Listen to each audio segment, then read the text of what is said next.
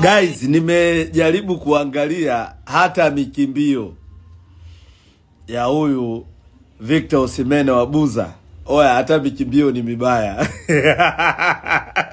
Unajua kuna wachezaji wanasema mwanangu kakosa goli lakini hata mikimbio yake ni mizuri. Sasa huyu hata mikimbio ni mibaya.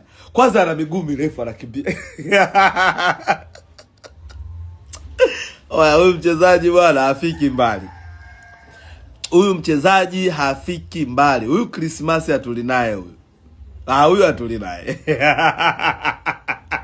Mimi tunachoambia, mimi sikuona sababu ya kuwachezesha hawa wachezaji wapya kwenye hii michuano, kwa sababu huu ni usajili mpya, ulikuwa unahitaji muda hawa wachezaji kwanza waingie kwenye mfumo. Unajua guys, hawa wachezaji walikotoka ni timu nyingine, wamekuja Simba, kila kitu ni kipya.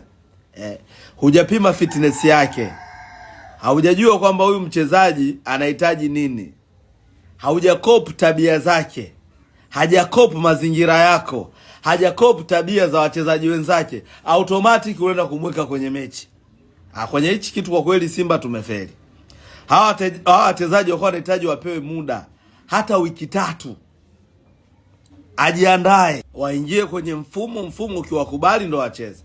Guys, mimi nawaelewa sana kwa nini Yanga wameikataa michuano, kwa sababu wana usajili mpya.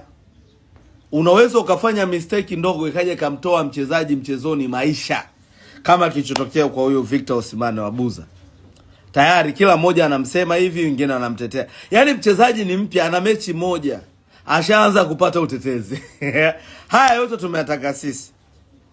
Huwezi jua mchezaji anasumbuliwa na nini. Yaani alikuwa anahitaji kupewa muda kwanza wa kujiandaa guys. I don't know. Sijajua viongozi wangu wameona nini, lakini kwa hichi kiwango alichokionyesha kwenye hii mechi ya kwanza, tayari mimi nishamkataa. Tulikuwa tuna uwezo wa kumvundika kwanza, akakopa mazingira, akakopa hali ya hewa, akazoeana na wachezaji, akazoea movement za wachezaji.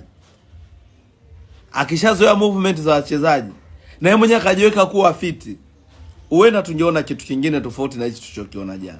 Lakini kama hichi tulichokiona jana ndo muendelezo, basi tumeliwa. Na sisi ndo tunawaharibu. Ahmed Ally unawapa hype kubwa sana wachezaji. Kila mchezaji uliyempa hype amefeli. Sio kuna mchezaji atasajiliwa Bahari Tamia Morogoro alifeli. Kuna mchezaji akifika hapa mbingu ya ardhi vitagusana alifeli. Kuna mchezaji atakuja hapa mawigi ya madada atapeperuka alifeli.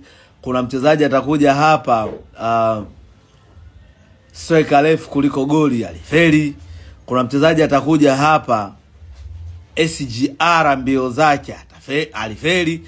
Umesema tena huyu si kuna mchezaji anakuja wanaume vinywele zitanyonyoka ndo huyo amefeli. Yaani kuna vi introduce vyako unavyovifanya unawapa pressure kubwa wachezaji.